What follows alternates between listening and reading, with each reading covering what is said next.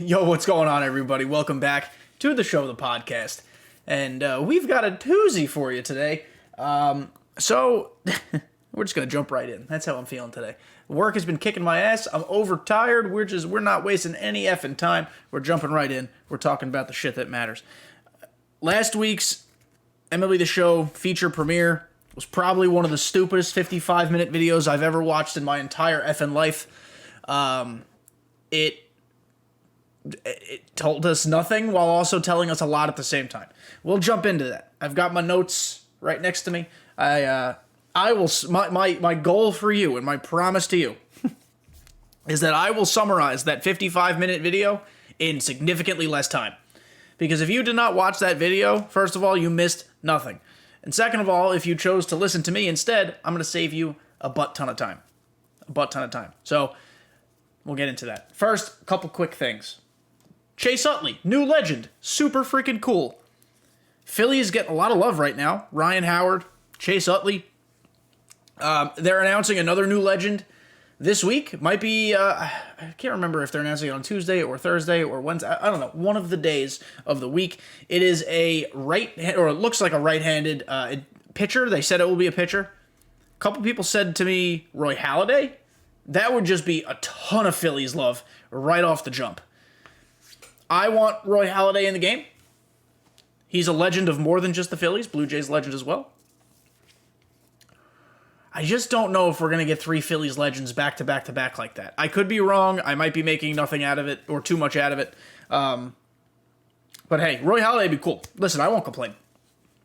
Other options I saw, Mike Messina, David Cone, Jonathan Papelbon was a pretty out of left field, out of the bullpen guess. But I kind of like it. It's always good to have more relievers. Brad Lidge would be super cool, as a lot of people who listen to the show know that many of my guests have said they want a Brad Lidge card. But we'll see, and we'll talk about it next week, as we always do. Next up here, that's actually it. We're going to jump right into the shit that matters. So, the March 3rd feature premiere, as I said, was dog shit, 55-minute waste of time. They talked to us, the viewers, as if we've never seen a baseball before. And here's the thing. Right? I very much understand, acknowledge, and agree with that MLB The Show is a game for everybody. It is not just a game for the competitive sweats. It has to be accessible to all.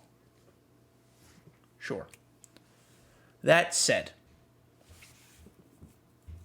the first time baseball fan or the first time MLB The Show purchaser is probably not watching a feature premiere. I could be dead effing wrong on that, but I'm going to die on that hill.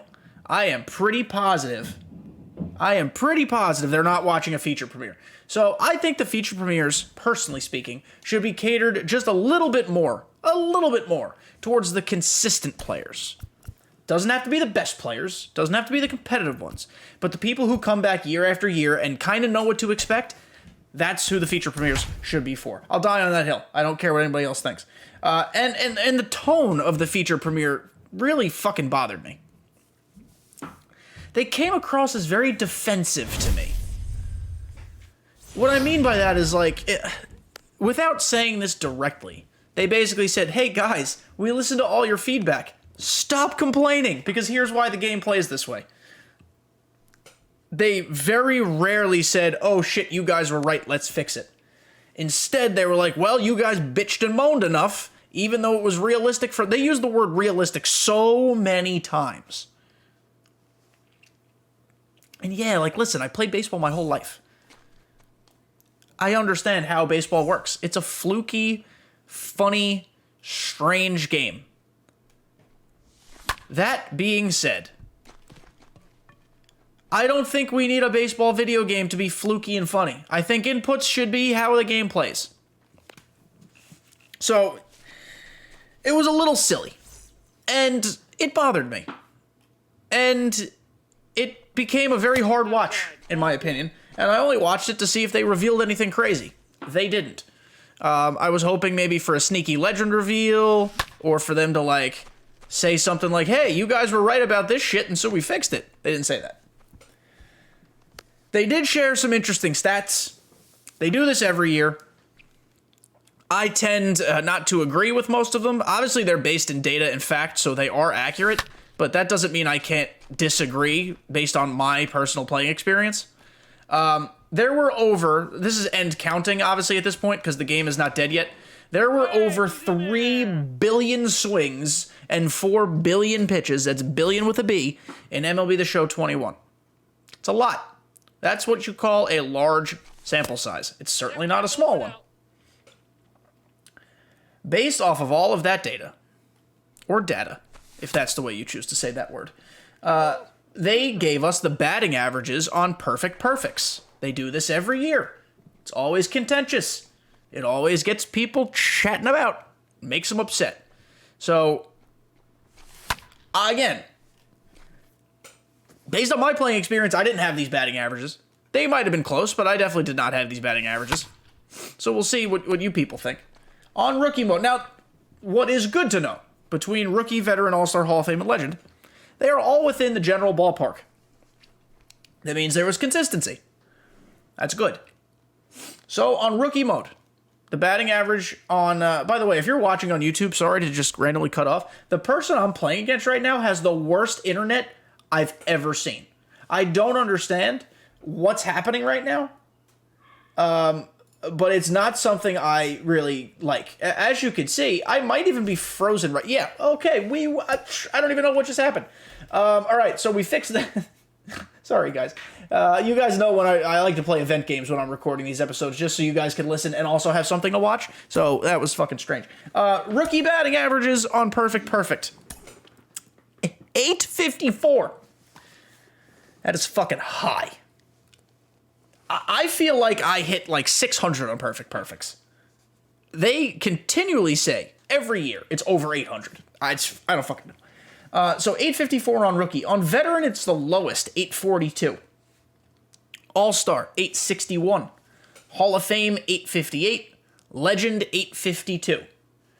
Things I glean from this, not a whole fucking lot. Other than the data might as well be a big fat bag of lies to me. The one thing I will say, All-Star and Hall of Fame being the two highest, I'm not surprised at that. There are people who are All-Star goons who just crush BR, and they're very good at it. So they get a lot of perfect perfects, and those are usually home runs in a mode like that. Totally makes sense. Hall of Fame, a large portion of the player base plays on Hall of Fame. Bigger than you think. So they're used to they're used to the speed. I can't speak. You know, it is what it is. Listen. These numbers don't mean anything other than their way of saying, stop yelling at our game, it works just fine. It does not. We all know it does not, but they insist on every year putting these numbers out. So take them, again, they're not lying. I doubt they're lying. That would be a really shitty look if they lied. These are the numbers that the data has suggested. But if my personal batting average on perfect perfects is 600, that means there's people out there with 900 or better evening it out. So what would be really cool is if I could see my own batting averages on my own types of contact and swings, because that would make me feel a lot better about how I'm performing. So, SDS, that's the next thing I want to see. This fella in the event is using Lorenzo fucking Kane. And might get it. Nope, he's not. The next thing. They jumped right into some shit that no one asked for. I'm glad they're making improvements to the game. I think it's a little strange this was the one they decided to do instead of, fixing franchise. But you can now do custom fielding. Yay! This guy just quit too. No one gives a shit about custom fielding. No one asked for it. No one wants to do it. They're like, oh, now you can practice robbing homers. I guess that's cool. But I don't fucking care. I just don't fucking care. You can now practice throwing perfect throws to every base. I don't need to practice that. You've had perfect throws to home. I've been doing that for a full year. Now I could just do it to every base. It's no different. The one cool thing they did with custom practice in general, we talked about this after the tech test, you can repeat things very simply and easily. You can reset things very simply and easily. That's cool. Love that. Think that's fantastic. Custom fielding, not a fucking soul asked for it. So, kind of a waste. They spent a lot of time on fielding in this feature premiere. Like a fucking lot. And none of it really told me a thing. Excuse me? Yawning that episode. It's been a while since I've done that. Everybody celebrate the old times, the good old days. Next thing they did is they went over the dynamic PCI a little bit more. We knew about the dynamic PCI from the tech test. I think the dynamic PCI is great. It makes a ton of sense. I don't think you'll catch anybody complaining about it. But again, we kind of already knew about this. They spent 5 minutes talking about it when we knew about it already. They think it'll kind of combat foul balls and fluky pitches. And just being able... I don't know. I hope it works in its intended purpose. I don't see how it would go any differently. I think it's going to be one of the very few actual good changes that they make to the game. 1 ball, 2 strikes. I'm hoping it plays the way it should. I'm hoping there's no fucking glitches or problems or bugs or silly stuff. But we'll see. In regards to extending at-bats, they spent a whole few minutes on just that statement alone. Dynamic PCI, in theory, helps combat that, like I said. I theorized in one of the last episodes, after playing the tech test, that the new swing animations they put into the game are also going to help with foul balls. I don't know if that's accurate, but in the limited amount of time, that I played the tech test, it felt different in a good way. So I'm hoping that's true. But they said, direct quote, they did, quote, significant work, end quote, on making at-bats not as fucking long. So here's the thing. When you say the word significant, I work with words for a living. I'm a writer and editor. If you guys didn't know that. The word significant is a big word. The word significant means you did a fuck ton of work. It also means potentially that you reworked. Like, built again from scratch. Like, not started over per se, but like... from the ground up. They did significant work on the hitter's ability to extend at-bats. The goal, of course, to make it so it's not as easy to do so. See, here's the thing with that. By saying they did that, that's great. I hope it's true. But just saying that they did significant work is too vague for me. It's not exact enough.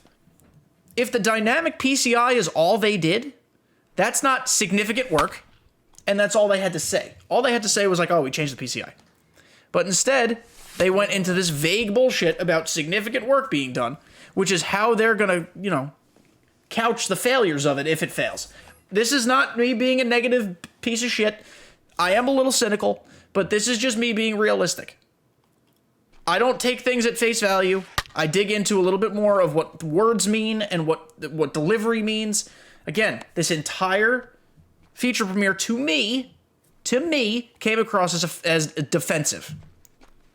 So if they're defensive, that means they're already trying to find more ways to get out of the bullshit and the problems that they have. So it was just too vague for me. I would have appreciated a little more. They're giving us all this depth on fucking custom fielding. Give me the depth on the shit that matters. The real stuff. If you change the way hitting works, that's what I want to know about. I don't care that I can rob home runs every 16 seconds. That's the shit that I care about, and I think a lot of us care about. So that bothered me. They also made changes to contact and power swings so they act appropriately. It was an extension of the patch that we got midway through 21. Whatever. It's good that they're addressing it and making sure it works correctly. But again, whatever. Not a big deal. Then they went into more on the Pci Anchor, which is stuff we knew about from playing the tech test. I don't give a shit about it. They think that it's going to be something that like the entire player base can use. I'm not going to say definitively yes or no to that. I did tell you guys after playing the tech test that I did not find any use for it, personally. But maybe over the course of a game cycle, we'll learn a little bit more about its advantages and disadvantages. And maybe in that instance, I'll become someone who uses it. But for right now, I don't know. I think it was more of an update for newcomers who've never used a PCI before. who are going to get beat by fastballs inevitably, but we'll see. That's just my take on that. And now here's the really shitty defensive part, like more so than any other defensive part. They went on to spend, I don't know, 7 to 10 minutes. That's a long time, especially considering when the Nintendo Switch feature premiere was like 12 minutes. They spent 7 to 10 minutes just talking about how hitting works. And I don't mean the dynamics of the video game hitting. I mean real life. When you hit the ball the opposite way, you have to be late on it. When you're trying to get the barrel on the ball, you gotta be early. This was the fucking shit that really pissed me off. They were talking to us like we were 4-year-olds who've never played baseball before. Again, if you're watching a feature premiere, you probably know what baseball is. You are not a first-time baseball viewer, player, consumer. I understand the need. Again, I want to make this abundantly clear. This game is for everybody. You have to make it approachable and accessible to everybody. But at the same fucking time, God almighty, it was frustrating for people who understand the game, and it was almost like condescending. The reason I say that, it's because they were basically like, listen, all you assholes complain about hitting all the time? Well, here's why hitting is the way it is. Because in baseball, when you swing late and you swing early, and it was their way of defending their bullshit game. That's what it was. It was their way of defending their bullshit game. So that really bothered me. It rubbed me the wrong way. Is it something I lost sleep over? No, of course not. I don't mean bother me in that way. But if you're going to make us watch a feature premiere for 55 minutes and then be condescending as all shit with that nonsense, that's frustrating. That's as a consumer, that pisses me off. You guys could think I'm overreacting. I might be. As I said, I haven't slept in a very fucking long time. So I'm tired. But that's how it is. That's like the side name for this podcast. The show, the podcast, aka that's just how it is. Or that's how I sees it. We'll call it that. That's how I sees it. 1 second here. Well, this guy's a good pitcher. As I just potentially steal a base hit. No, I didn't. Okay, so they then talked about dynamic PAR, the pitching area region thing. That's not what it's called. Pinpoint accuracy region. I think that's what it's called. Similar to dynamic hitting or dynamic PCI, they have dynamic PAR. Awesome. I think it's good. I think it's smart. I think it's one of those types of things that's a no-brainer that I'm glad they introduced so quickly. Great. Dynamic PAR means your PAR will kind of change in size. I'm trying to word this the right way. Depending on the location in which you're trying to throw a pitch. So if you're trying to throw a high curveball, your PAR is going to be fucking huge because curveballs are not supposed to go up there. So it's going to make it harder to throw dots on pitches that are crazy. This, however, does not affect 4-seamers, 2-seamers, and cutters, essentially saying you can throw the hard stuff wherever you want. It impacts every other pitch, like sinkers included, so I shouldn't have said all hard stuff. I think it's great. I think it's good. I hope it plays the way it should. That was a good rhyme there. I'm worried that there will still be exploits. I'm worried that the good players will still be able to throw dots because the whole point of this is to combat that. There will still be good pitches, and I will not be upset if people pitch well against me. I don't care. If you did it, you did it. Good for you. But the whole point of this is they even said this, like, we want to eliminate meta. Like, high sinkers, they expressly said that high sinkers and high off-speed pitches were the focus. So they're trying to eliminate the meta, or at least, like, alleviate the meta and make it less meta. We just said a lot of meta. Facebook's going to end up sponsoring this fucking episode because I said meta so much. We'll see. Again, the tech test I don't think was large enough of a sample size to tell me if it would work. I think it looked pretty good. I think it has potential to be part of a solution, part of a larger solution, but we'll see. Too early to tell. Then we did more fielding. We went into more fielding. Again, perfect throws to every base.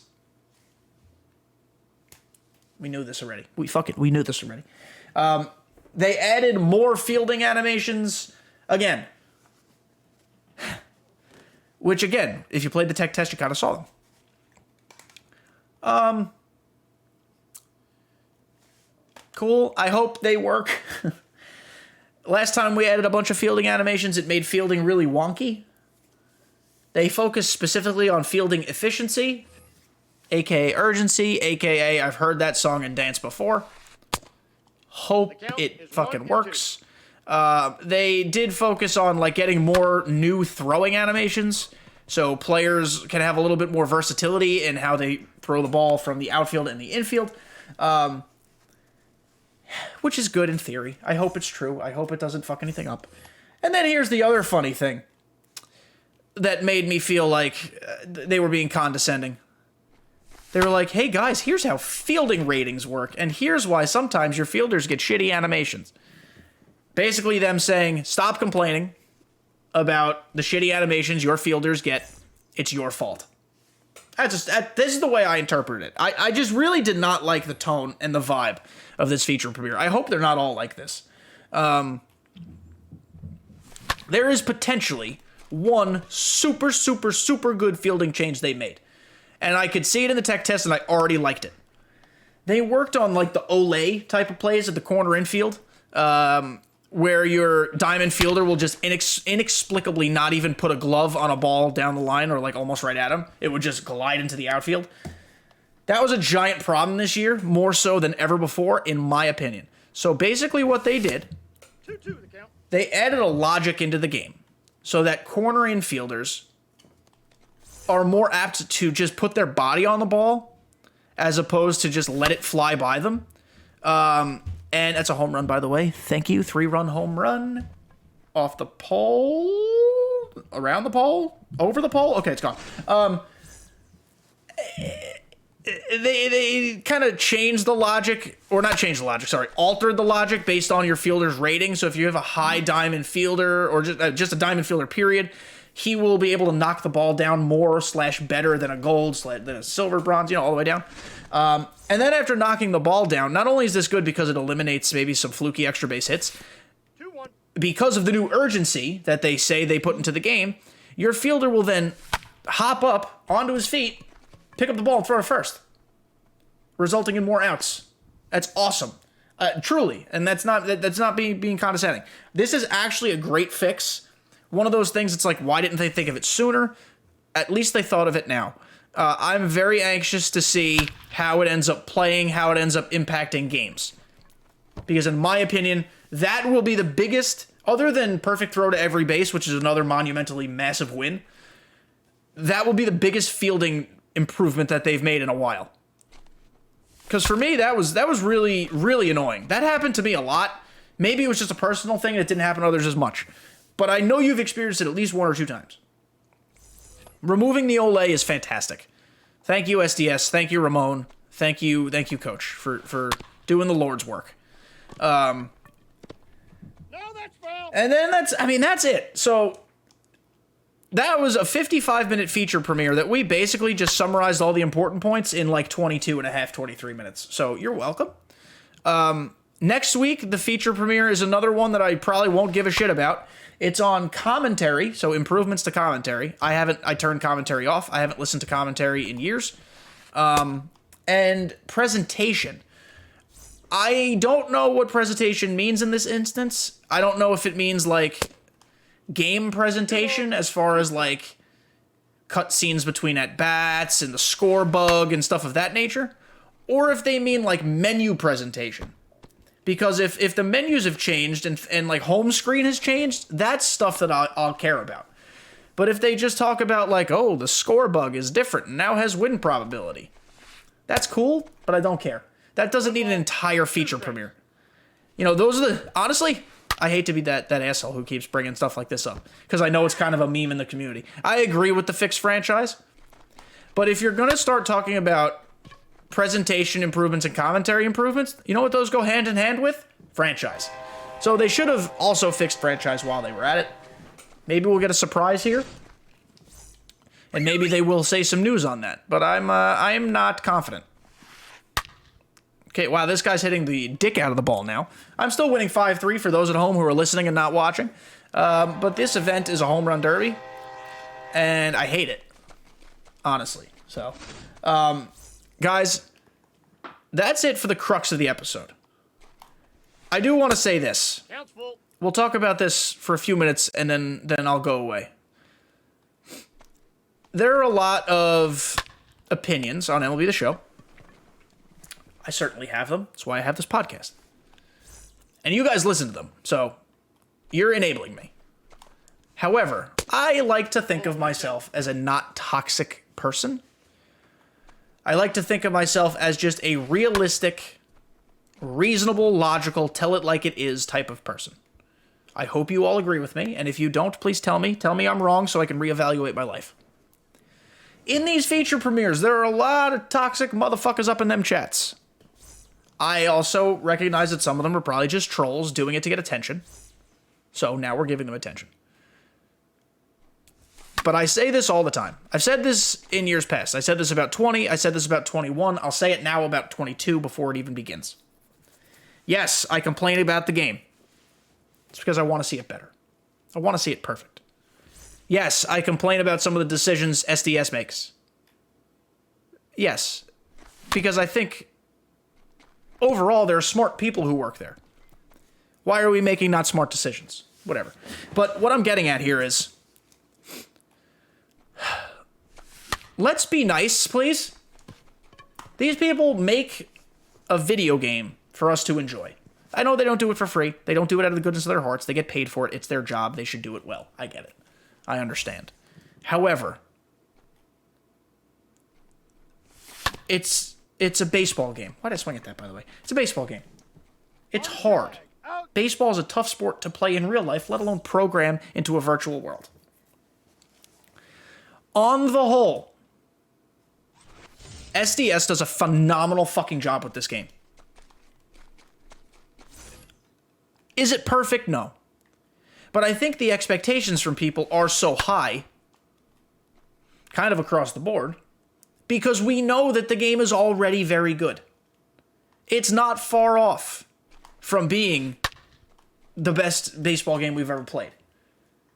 And honestly, a lot of the issues that people have had this year specifically, myself included, are not to do with gameplay. They're to do with the servers and timing windows, which is inexplicable that that's still happening in the year 2021 or now 2022. He's out. But like those are fixes that just a little money can that's not a gameplay problem.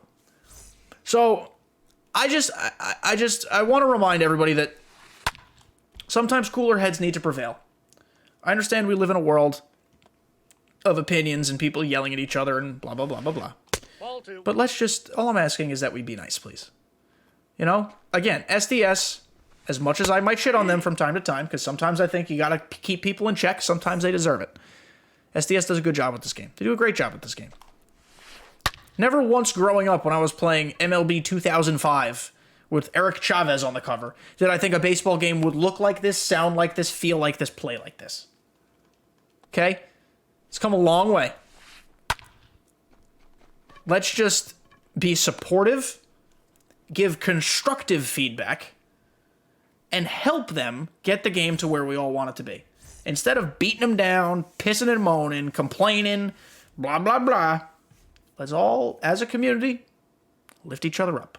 That might sound very kumbaya to all of you, and I don't give a shit. I just think that we need to come together as a team, as a group, and together make this game better. I got the count. I think that's a fair thing to say. Because they say this... I'm terrible. I struck out. They say this in sports. A rising tide lifts all ships. That means if everybody is pulling in the same direction, or in this case, a wave rising in the same direction, I'm talking like a fucking baby, you know, you're stronger together. It's essentially what it comes out to. So instead of being a dickhead, constructive feedback's important. Just be nice, and eventually we will get the best MLB The Show ever made. Will it be 22? I fucking hope so. It might be. Maybe. I don't know. Servers are going to be the big thing there. But we won't know until we play it. So let's you know, we're not far away from it. Is that going to get down? Please, Lord. Please, God. Please, Lord. It's not. I don't know. You guys are listening to this on March 8th. It drops April 1st. I mean, we're like right around the fucking corner from it. So let's be supportive, okay? Please? That's what it comes down to. That was my way of also rambling through another half inning because I need to get now 2 more outs. But I think it's also, it's fair, it's justifiable, it makes sense. That's it. This community is great, but it's also extremely fucking harsh and extremely fucking toxic. And that's not me hating it. That's not me complaining about it. That's just me being realistic. I love this community. I don't want it to go nowhere, and I want to be part of it. I want to make sure that we're all also just being nice human beings. Okay? Thank you. I appreciate you. As Aaron Judge, who's a very nice human being, makes a nice catch in right field. We're 1 out away.